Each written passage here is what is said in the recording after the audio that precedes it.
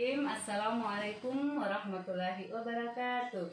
Alhamdulillah alamin. Segala puji dan puja kita panjatkan kehadirat Allah Subhanahu wa taala. Dimana pada hari ini alhamdulillah kita masih diberikan oleh Allah nikmat iman, nikmat Islam, nikmat kesehatan dan kesempatan.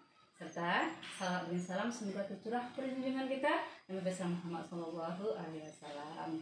Alhamdulillah kita bertemu kembali dalam kajian Islam secara online yang diselenggarakan oleh Yayasan Bunyan Jakarta. Baik, agar kajian ini merupakan berkah, rahmat dan ridho dari Allah Subhanahu wa taala, kita buka sama-sama dengan baca basmalah. Bismillahirrahmanirrahim. Adapun kajian kita hari ini, tema kita hari ini adalah bagaimana cara kita mengundang pertolongan Allah. Masya Allah, pasti mau kan? Saya mau sekali ditolong Allah karena kita tidak bisa berdiri sendiri. Kita lemah, kita butuh Allah, kita butuh pertolongan Allah. Nah, bagaimana cara kita bisa mengundang pertolongan Allah? Ya, simak bersama-sama. Yang pertama kali, cara kita mengundang pertolongan Allah adalah kita harus yakin akan pertolongan Allah. Bicara masalah yakin akan pertolongan Allah itu adalah masalah keimanan. Nah, bisa kita lihat kisahnya Siti Hajar. Ketika Siti Hajar ya ditinggalkan oleh Nabi Ibrahim ya, Siti Hajar ditinggalkan oleh Nabi Ibrahim bersama anaknya Nabi Ismail yang masih sangat bayi di padang pasir yang sangat tandus ya. Kemudian dengan pembekalan yang sekedarnya. Ketika itu sebagai seorang wanita yang solihah ya, Siti Hajar berkata kepada suaminya, apakah ini perintah Allah sehingga engkau meninggalkan aku bersama anakku Ismail di tempat yang tandus ini? Kemudian dengan berhati ya, Nabi Ibrahim mengatakan betul ini adalah perintah Allah. Apa kata seorang wanita soleha Bunda Siti Hajar? Kalau ini perintah Allah, saya yakin akan pertolongan Allah. Saya yakin Allah tidak akan menyia-nyiakan saya bersama dengan Ismail di sini. Masya Allah, keyakinan yang luar biasa dari Bunda Siti Hajar. Pertolongan Allah itu akan datang. Allah tidak akan menyia-nyiakan bahwa Bunda Siti Hajar bersama dengan Ismail di padang pasir yang sangat tandus, karena ini adalah perintah dari Allah. Harus yakin itu ya, belajar dari pelajaran daripada Bunda Siti Hajar. Yang kedua, apa yang bisa kita lakukan ketika kita ingin mengundang pertolongan Allah adalah dengan kita harus totalitas dalam ikhtiar. Masya Allah ya. Nah, kita belajar lagi nih dari cerita Bunda Hajar ya. Siti Hajar ya, kita belajar lagi dari cerita Siti Hajar tadi. Nah, ketika beberapa hari perbekalan sudah habis ya, terik matahari yang sangat terik ya, yang sangat panas ya. Kemudian mulai Nabi Ismail, si kecil Nabi Ismail menangis karena kehausan. Kemudian juga ya Siti Hajar juga sudah kekeringan air susunya sehingga tidak ada yang bisa diberikan kepada anaknya Ismail. Dalam keadaan seperti itu, naluri seorang ibu yang ingin ya memberikan sesuatu kepada anaknya, dia berikhtiar ya, dia berlari kecil dari Safa dan Marwah dengan ikhtiar, totalitas ikhtiar. Jadi dia tidak menunggu kapan datangnya hujan ataukah kapan kafilah datang memberikan bantuan, tidak, karena dia yakin akan pertolongan Allah, tapi harus diiringi dengan ikhtiar, totalitas ikhtiar. Apa ikhtiar yang dilakukan oleh Siti Hajar? Dia berlari kecil ya, antara Safa dan Marwah ya, untuk mencari air. Bahkan berlari kecil itu tidak hanya sekali, sampai 7 kali dia mencari air antara Safa dan Marwah.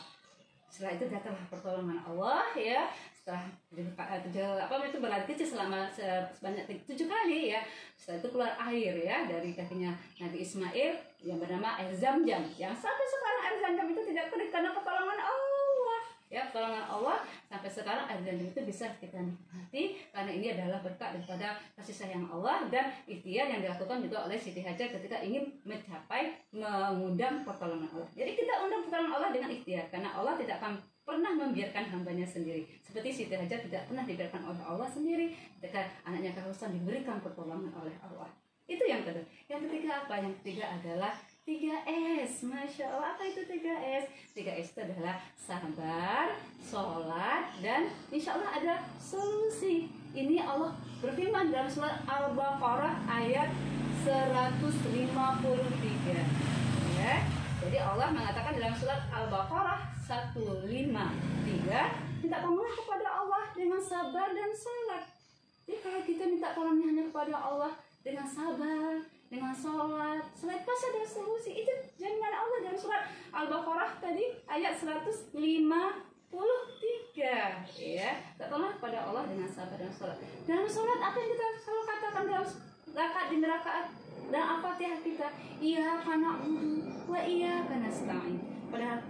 Kepadamu lah aku menyembah dan kepadamu lah aku minta pertolongan. Jadi kita hanya beribadah pada Allah, menyembahnya pada Allah. Setelah itu kita minta pertolongan kepada Allah, dan itu kita ucapkan setiap rakaat di dalam sholat kita. Itulah bentuk penghambaan kita kepada Allah. Kita hanya menggantungkan seluruh urusan kita kepada Allah. Sabar, sholat, dan alhamdulillah nanti insya Allah ada solusi. Ya, jangan tinggalkan 3S. Sabar, sholat, dan solusi. Dan yang keempat, apa yang bisa kita lakukan? Ya, yang kita lakukan ketika kita ingin mengundang pertolongan Allah adalah dengan meningkatkan ketakwaan kita kepada Allah. Ya, jadi kalau orang yang bertakwa, semakin dekat dia dengan Allah, semakin taat dia dengan Allah, semakin dia memakai berjalan di jalan Allah, ya, dia insya Allah akan diberikan pertolongan oleh Allah. Ya, karena Allah mengatakan begitu kan, akan diberikan orang yang bertakwa itu akan diberikan kemudahan, akan diberikan rezeki dari arah mana saja, ya. Jadi dia tetap istiqomah dalam ketaatannya tadi, ya. Dia tetap menjadi orang yang menjaga ketaatannya dan meningkatkan ketakwaan kepada Allah. Semakin dekat dia kepada Allah, bukan semakin jauh. Ya, kita kalau ada masalah, ya, problema dan apa saja, dekatlah kepada Allah. Tingkatkan ketakwaan kita, tingkatkan ketaatan kita kepada Allah. Insya Allah pertolongan kita akan semakin dekat. Dan yang kelima adalah, ya, setelah kita meningkatkan ketakwaan kita kepada Allah, harus diikut, ya, harus dihindari kemaksiatan, ya, harus dihindarkan kemaksiatan, karena kita tidak mau mengotori ketaatan kita tadi, ketakwaan kita tadi dengan hal-hal yang merusak. Apa itu yang merusak? Dosa-dosa merusak, kemaksiatan merusak. Kita hindari kemaksiatan. Karena apa? Dalam keistimewaankan kita, dalam banyak ujian-ujian yang Allah berikan, apalagi kalau ujian-ujian misalnya ekonomi, kita istiqomah di jalan Allah, dalam ketaatan tadi, dalam ketakwaan tadi, kita tidak mau melalui kemaksiatan, mengambil hal-hal yang bukan yang milik kita, mengambil hal yang haram, tidak dilakukan, karena dia tidak mau mengotori ketakwaannya itu kepada Allah, ya. Dan karena apa? Dia akan menghindari kemaksiatan tersebut. Karena kalau dia menghindari kemaksiatan tersebut, dia akan tercegah. Ya, pertolongan Allah juga akan semakin dekat kalau kita menghindari kemaksiatan. Dan yang terakhir, cara kita mengundang pertolongan Allah adalah kita memudahlah urusan orang lain. Insya Allah kalau kita mempermudah urusan orang lain, Allah pun akan memudahkan urusan kita. Ya, memudahkan urusan orang lain banyak dengan cara kita, dengan tenaga kita, pikiran kita, nasihat kita. Kalau kita ada harta, dengan harta kita. Kalau kita memudahkan urusan orang lain, ya, di dunia, ya Allah akan memudahkan urusan kita di dunia dan akhirat. Masya Allah, jadi kalau kita ingin ditolong oleh Allah, serahlah menolong orang lain. Ya, bisa jadi dengan doa-doa orang yang kita tolong tadi, itu datang pertolongan Allah. Kita mengatakan, ya alhamdulillah, terima kasih, mudah-mudahan sehat, mudah-mudahan ditambah rezekinya. Nah, bisa jadi kita tambah sehat, kita tambah rezeki, kita doa-doa orang lain yang kita tolong. Yes? Sepakat ya semuanya seperti itu. Baiklah, mungkin itu bisa saya sampaikan tadi. Jadi ada 6 cara kita mengundang pertolongan Allah. Yang pertama kali adalah yakin dengan pertolongan Allah. Yang kedua adalah kita totalitas dalam ikhtiar. Yang ketiga adalah 3S tadi, ya, sabar, sholat, dan alhamdulillah ada solusi. Yang keempat, tingkatkan ketakwaan kepada Allah Subhanahu wa taala. Yang kelima, hindari kemaksiatan. Dan keenam, pemudah urusan orang lain, sehingga Allah akan mempermudah urusan kita dan pertolongan Allah akan semakin dekat.